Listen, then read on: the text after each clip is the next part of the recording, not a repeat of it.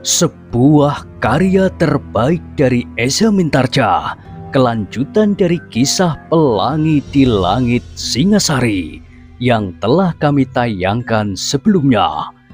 Kisah kolosal bernuansa sejarah dan fiksi di kehidupan tanah Jawa dengan judul Bara di Atas Singgasana.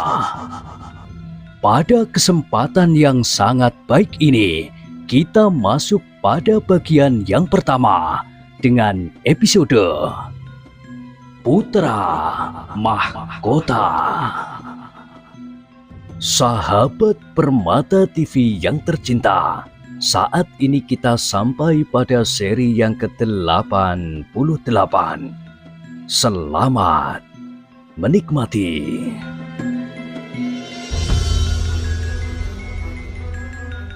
Di akhir kisah sebelumnya disebutkan, demikianlah maka untuk beberapa lama Mahesa Agni berada di istana Singasari. Ia telah bertemu dengan Ken Dedes di dalam persoalan Anusapati. Mahesa Agni terkejut ketika pada suatu saat perwira prajurit saudara sepupu Ken Umang datang menemuinya. Dengan gelisah ia mengamati keadaan di sekitarnya. Ketika ia yakin bahwa tidak ada seorang pun yang mengetahuinya, maka ia pun mulai bercerita tentang usahanya untuk mengetahui Guru Tohjoyo yang dianggapnya telah menyainginya itu. "Kau berhasil?" bertanya Mahesa Agni. "Aku berhasil, Tuan," jawabnya. "Tetapi aku menjumpai keajaiban di dalam hal itu." "Keajaiban?" "Iya, Tuan. Suatu hal yang sama sekali tidak aku sangka-sangka." Dan perwira itu pun kemudian menceritakan bagaimana ia tidak dapat lagi menghindarkan diri dari perkelahian melawan Guru Tohjoyo itu. Tetapi tiba-tiba telah hadir pula dua orang yang kebetulan sekali mempergunakan penutup wajah seperti dirinya sendiri. "Kau tidak mengenal keduanya?" "Sama sekali tidak, Tuan." Ia berhenti sejenak, lalu katanya, "Dan ternyata peristiwa itu telah menggemparkan istana sampai Sri Rajasa kembali dari perburuannya." Mahesa Agni mengangguk-anggukkan kepalanya. Jadi penasihat raja itulah yang telah menuntun Tohjoyo dengan cara yang kasar untuk mempelajari ilmu yang kasar itu pula. Namun demikian, cerita tentang dua orang yang berkerudung hitam itu telah menarik perhatian Mahesa Agni. Tetapi sebelum ia mendengar cerita itu dari sumber yang lain, ia sudah dapat menduga siapakah kira-kira dua orang yang tiba-tiba ada pula di longgangan belakang bangsal Sri Rajasa itu. Ternyata dugaan Mahesa Agni tidak salah. Di saat lain, ia bertemu dengan Anusapati. Sambil tersenyum, Anusapati menceritakan pula apa yang telah terjadi. "Orang itu menjadi bingung," berkata Mahesa Agni. "Ia menganggap hal itu sebagai suatu keajaiban." Anusapati tertawa. Katanya, "Pada suatu saat, Paman Sumekar akan bercerita pula."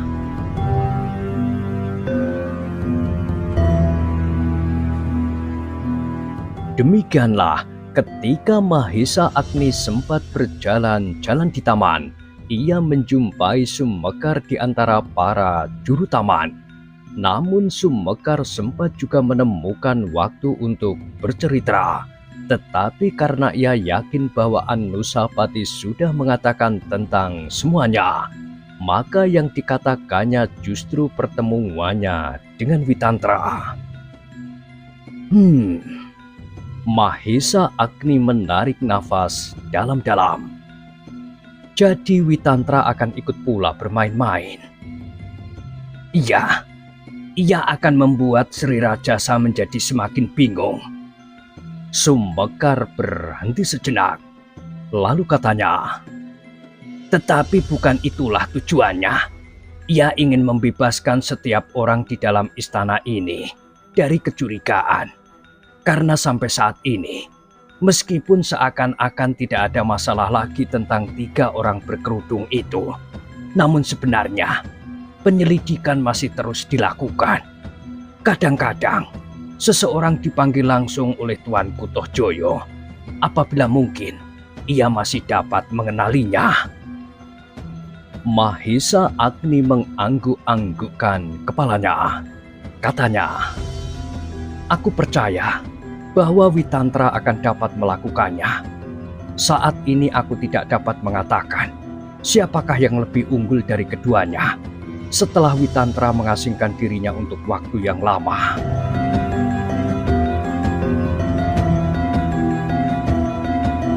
Cerita-cerita itu ternyata telah sangat menarik perhatian Mahisa Agni. Ia tahu bahwa Witantra hanya ingin sekedar membebaskan prasangka orang-orang yang terdekat dengan Tohjoyo kepada mereka yang mungkin dicurigai. Memang tidak mustahil bahwa pada suatu saat orang-orang Tohjoyo yang tidak segera dapat menemukan ketiga orang itu akan segera bertindak kasar. Mereka dapat menangkap siapa saja yang tidak disukainya dan dipaksanya untuk mengakui perbuatan itu. Tetapi lebih dari itu, dengan demikian Sri Rajasa akan membuat pertimbangan di setiap tindakannya. Ia tidak akan segera tenggelam dalam kebanggaan, seolah-olah di seluruh permukaan bumi tidak ada orang yang dapat mengimbanginya setelah ia berhasil mengalahkan Maharaja di Kediri. Sehingga dengan demikian, ia tidak akan terperosok ke dalam pemujaan terhadap dirinya dan bertindak sewenang-wenang. Kapan Witantra akan melakukannya? Bertanya Mahisa Agni kemudian. Segera setelah Kakang Mahisa Agni ada di sini. Kenapa menunggu aku di sini? Apakah Witantra masih juga memerlukan seorang penonton bagi pertunjukannya yang menarik itu? Kami menjadi cemas bahwa Sri Rajasa akan salah paham. Menurut penilaian orang-orang Singasari, hanya ada 2 orang yang memiliki kemampuan melampaui kemampuan orang kebanyakan. Yang pertama adalah Sri Rajasa sendiri. Yang kedua adalah Mahisa Agni. Para panglima dan prajurit pilihan, tidak ada seorang pun yang mampu menyamainya.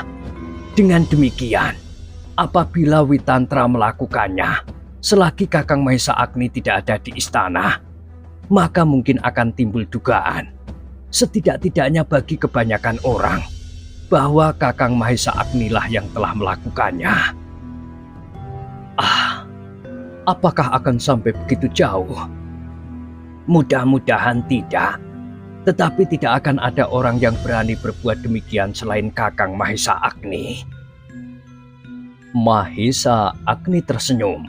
Ternyata pertimbangan mereka sudah sampai begitu jauh, yang barangkali justru tidak terpikir sama sekali oleh Sri Rajasa. Namun demikian Mahisa Agni berkata, terima kasih bahwa kalian di sini masih sempat juga mempertimbangkan kemungkinan-kemungkinan yang dapat terjadi atasku. Jika demikian, kita tinggal menunggu kapan Witantra akan membuat tontonan yang aneh itu. Dengan demikian, kita yang ada di dalam istana ini akan bebas dari segala kecurigaan, terutama perwira prajurit itu. Sorotan yang paling tajam ditujukan kepadanya. Sorotan yang tepat, tetapi sampai saat ini ia masih sanggup mengelak. Tetapi pada suatu saat ia akan tersudut ke dalam kesulitan, sehingga ia tidak akan dapat mengelak lagi. Kasihan, ia akan menjadi bahan pangewan-ewan, meskipun ia seorang saudara sepupu Tuan Putri Ken Umang. Baiklah, kita menunggu. apa yang akan dilakukan oleh Witantra.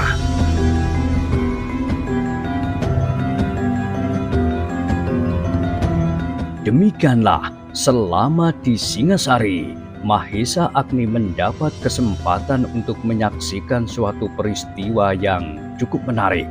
Selain ia harus menunggu keputusan Sri Rajasa mengenai perkawinan putra mahkota yang masih harus dibicarakan di dalam sidang, Mahesa Agni mengerti bahwa ia sendiri akan dipanggil di dalam sidang itu untuk memberikan penjelasan tentang semua pembicaraan yang pernah dilakukan di Kediri.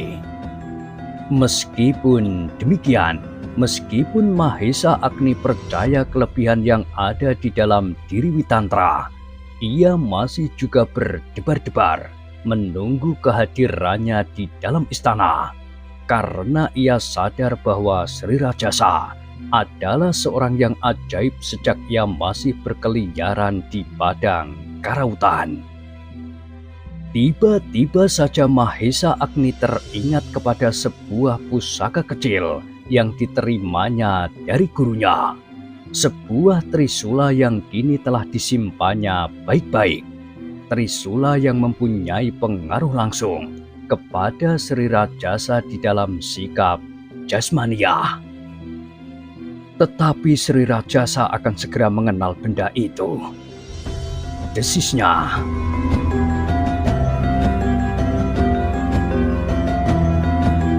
Demikianlah, maka hampir setiap malam Mahesa Agni selalu berdebar-debar, sehingga pada suatu saat dari Sumekar ia mendapat kabar bahwa malam nantilah Witantra akan hadir di halaman istana. Apakah ia akan datang seorang diri? Iya, ia akan datang seorang diri. Jika kehadirannya telah diketahui orang dan tanda bahaya sudah berbunyi, maka Kakang Mahesa Agni diminta untuk menampakkan diri di hadapan umum. Setidak-tidaknya di gardu induk bersama para panglima. Mahesa Agni mengangguk-anggukkan kepalanya. Ia tahu benar maksud Witantra itu, agar tidak seorang pun yang menyangka bahwa ialah yang telah berbuat gila-gilaan itu. Ketika malam kemudian tiba, Mahesa Agni menjadi gelisah. Anusapati yang mengetahui akan kehadiran Witantra itu pun menjadi gelisah pula. Sejak matahari terbenam, ia sudah berada di bangsalnya. Dicobanya untuk menenangkan dirinya dengan membaca beberapa helai rontal, namun sama sekali tidak sebuah huruf pun yang tersangkut di hatinya. Sumekar pun tidak beranjak pula dari pondoknya. Ia masih berbicara beberapa patah kata dengan juru taman yang lain yang tinggal di pondok itu pula. Namun kemudian ia segera merebahkan diri di pembaringannya. Hanya Mahesa Agni lah yang masih tetap duduk terpekur di bangsal penginapannya. Sekali-sekali ia berdiri dan berjalan mondar-mandir. Ketika ia membuka pintu dan menyembulkan kepalanya, dilihatnya dua orang pengawal berjaga-jaga di muka bangsal itu.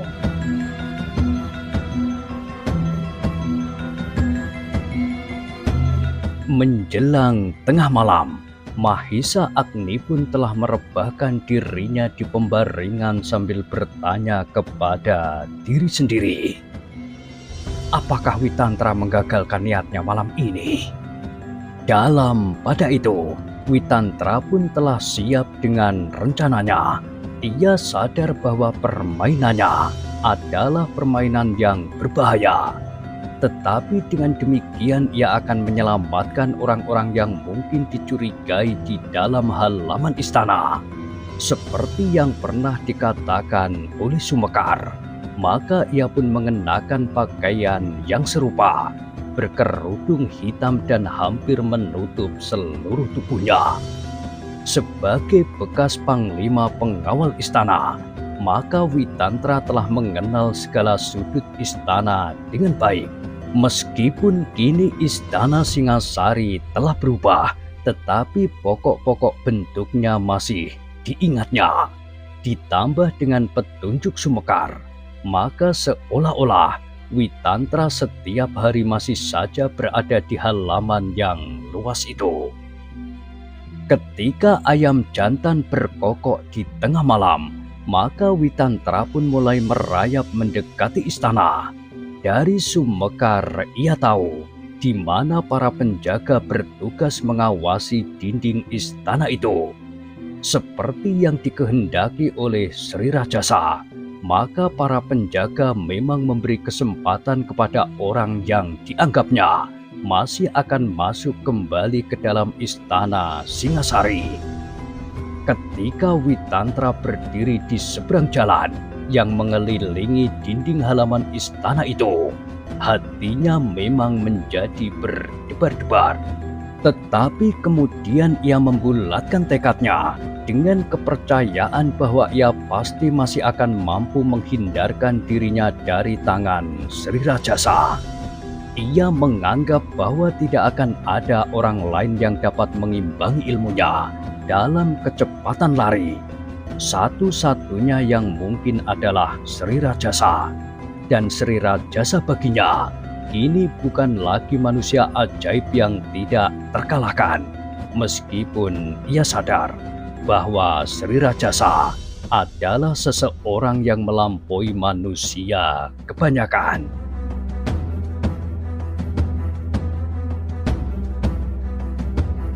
Demikianlah, Witantra pun semakin mendekat ke dinding istana yang menurut petunjuk Sumekar tidak mendapat pengawasan terlampau ketat. Seperti seekor belalang yang melenting dan hinggap di atas dinding istana, langsung menelungkup melekat. Dalam kegelapan malam, bayangan hitam itu sama sekali tidak dapat segera dilihat oleh mata biasa. Sejenak Witantra beristirahat sambil menahan nafas. Ia tidak ingin bersembunyi seluruhnya. Ia justru ingin menimbulkan keributan. Karena itu, ia justru harus menampakkan dirinya. Sejenak Witantra menunggu. Ketika ternyata halaman itu sunyi, ia pun segera meloncat masuk. Perlahan-lahan, Witantra merayap di halaman, berlindung dari gerumbul yang satu ke gerumbul yang lain.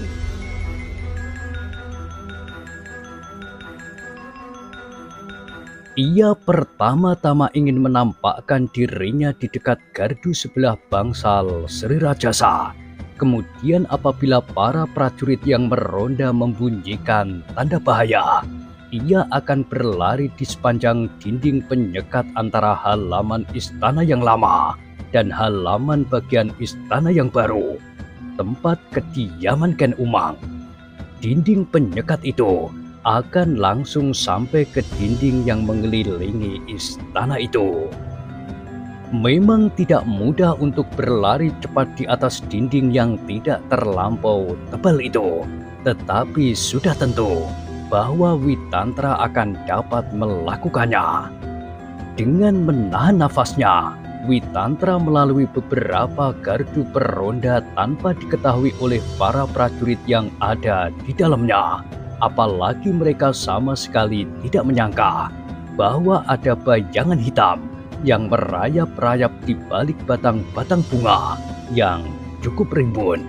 Sedangkan beberapa orang di antara mereka sudah menjadi ngantuk pula.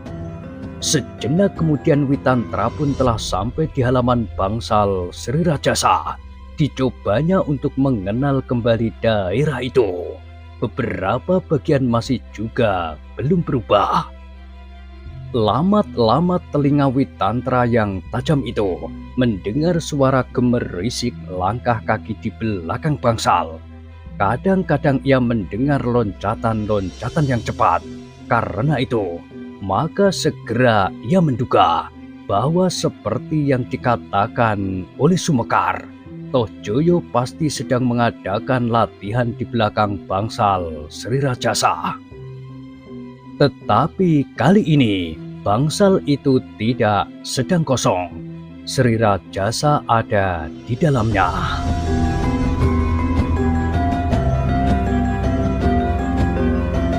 Sejenak kemudian, Witantra pun sudah bertengger di atas dahan sawu kecil.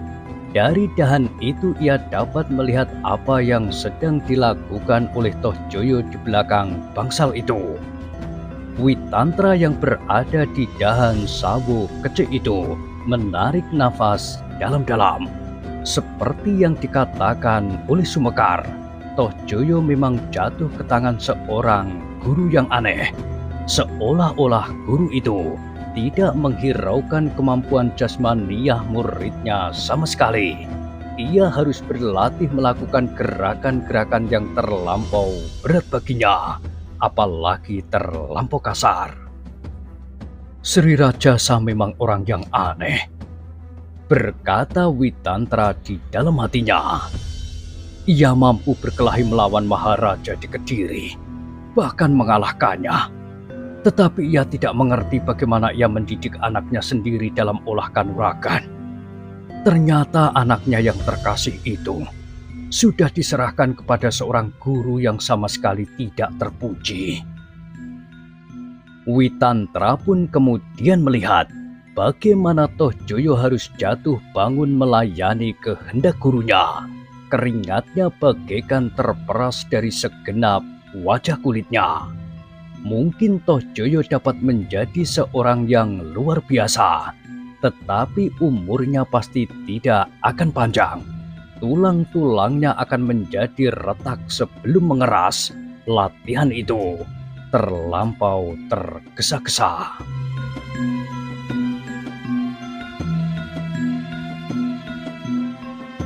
Tetapi Witantra tidak menghiraukannya lagi. Ia sedang melakukan permainan tersendiri.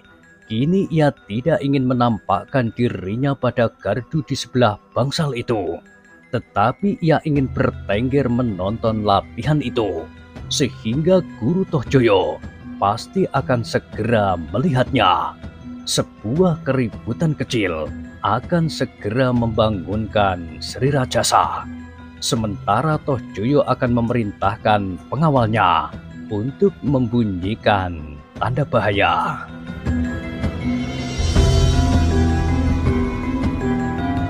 Witantra mengangguk-anggukkan kepalanya.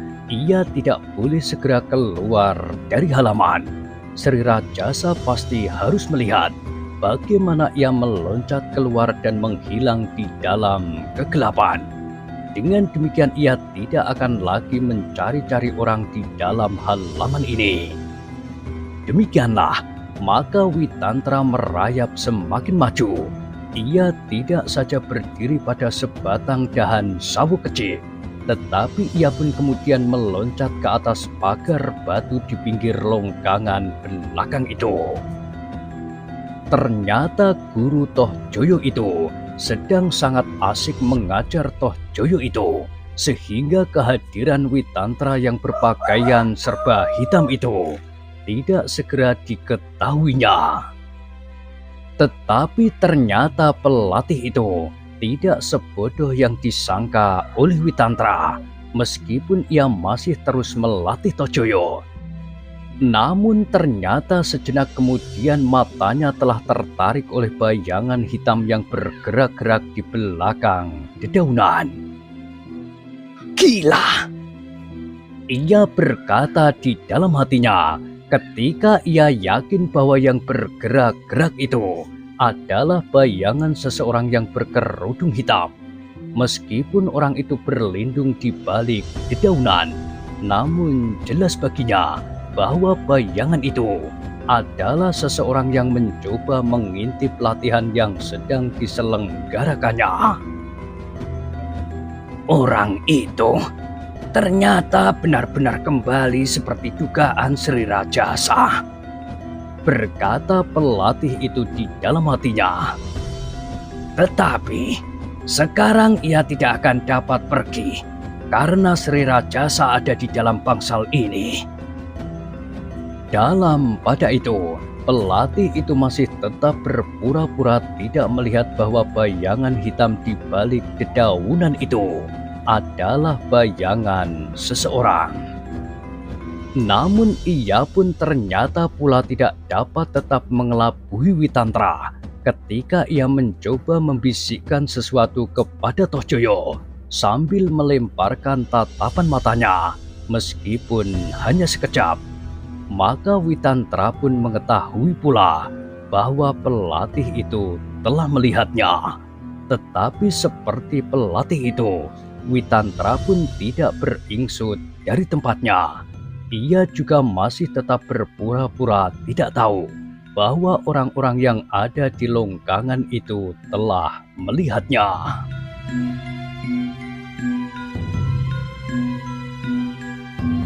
Dalam pada itu, Tohjoyo pun mendengar gurunya berbisik. Dengarlah, jangan bertanya dan jangan menimbulkan kesan bahwa kau mendengarkan kata-kataku. Tohjoyo tidak bertanya apapun juga. Ia mengerti pasti ada sesuatu yang tidak wajar. Sedang gurunya berkata terus. Di atas dinding longgangan ini, ada seseorang yang memakai kerudung hitam mengintip latihan ini, seperti yang pernah kita saksikan dahulu.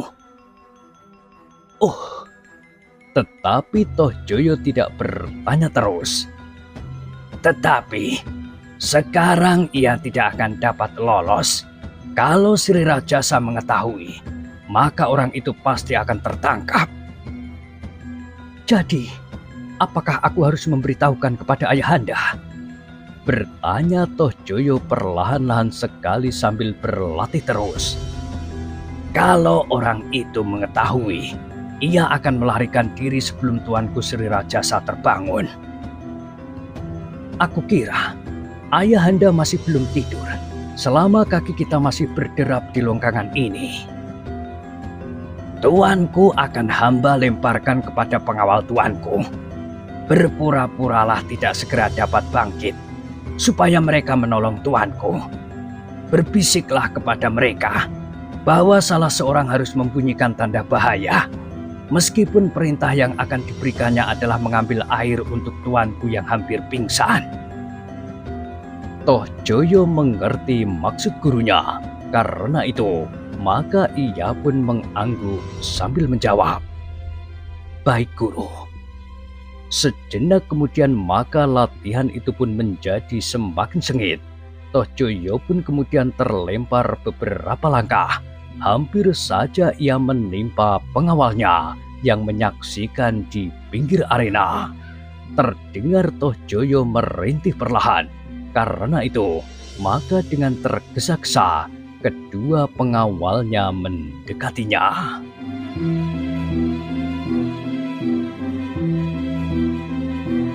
Dalam kesempatan itulah, Tohjoyo memberikan pesan kepada kedua pengawalnya. Ketika salah seorang dari mereka akan berpaling, Tohjoyo mencegahnya. Jangan sampai orang itu mengetahui bahwa kita sudah melihatnya. Sejenak kemudian, pelatihnya perlahan-lahan mendekatinya sambil bertanya.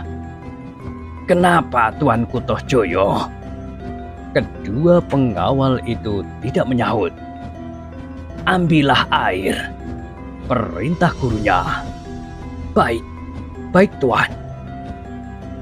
Salah seorang pengawal Tohjoyo itu pun segera meninggalkan arena. Ia mendapat pesan untuk menyampaikannya kepada prajurit pengawal Sri Rajasa. Kemudian ia sendiri harus membunyikan tanda bahaya sebelum orang itu berhasil keluar dari istana. Tetapi Witantra tersenyum di dalam hati. Cerdik juga orang-orang itu, katanya kepada diri sendiri, karena ia mengerti bahwa kepergian prajurit itu pasti bukan untuk sekedar mengambil air. Dugaan Witantra memang segera ternyata. Prajurit yang menerima pesan itu segera memberanikan diri memasuki bangsal dan langsung mengetuk pintu Sri Rajasa.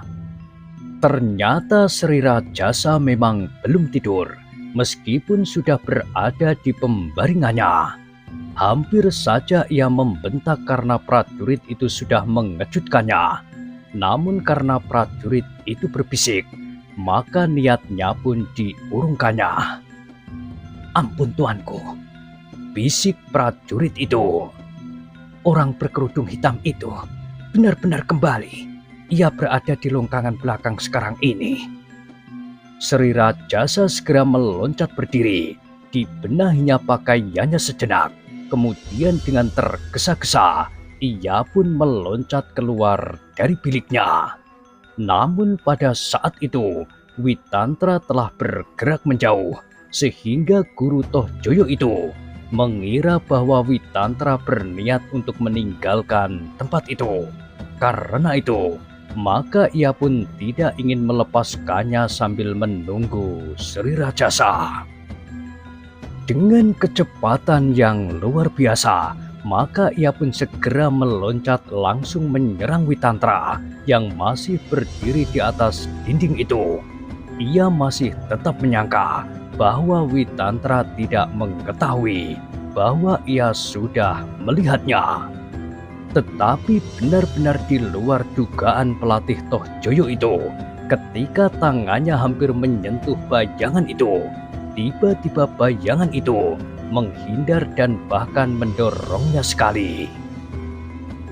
Dengan demikian maka pelatih Tohjoyo itu justru terlempar dengan derasnya, terdorong oleh daya loncatnya sendiri, ditambah oleh dorongan Witantra. Dengan derasnya pula, ia terbanting di tanah di sebelah dinding yang cukup tinggi itu. Tohjoyo yang menyaksikan hal itu terbelalak sejenak. Ia tidak menyangka bahwa gurunya dapat dengan mudah terpedaya. "Mungkin guru kurang berhati-hati," katanya di dalam hati, dan agaknya Tohjoyo pun tidak mau membiarkan bayangan itu pergi begitu saja. Karena itu, maka ia pun segera bangkit pula. Dengan senjata di tangan ia meloncat pula ke atas dinding beberapa langkah dari bayangan hitam itu. Kemudian dengan senjata di tangan, ia siap untuk menyerang.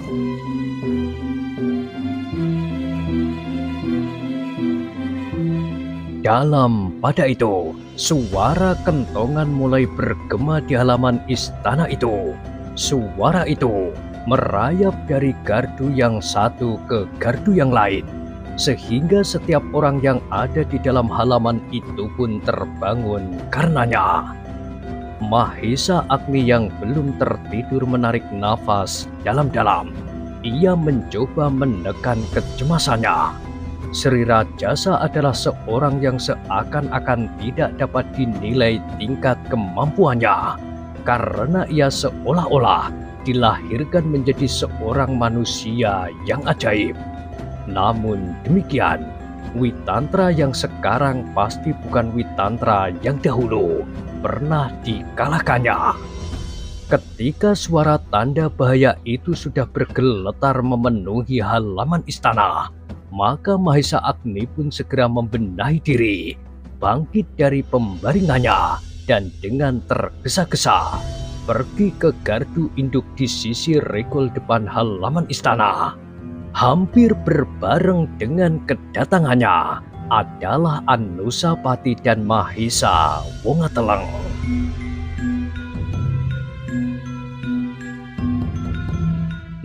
Nah, bagaimanakah kisah selanjutnya? Silahkan ikuti terus kisah Bara di Atas Singgasana pada kesempatan berikutnya. Sampai jumpa.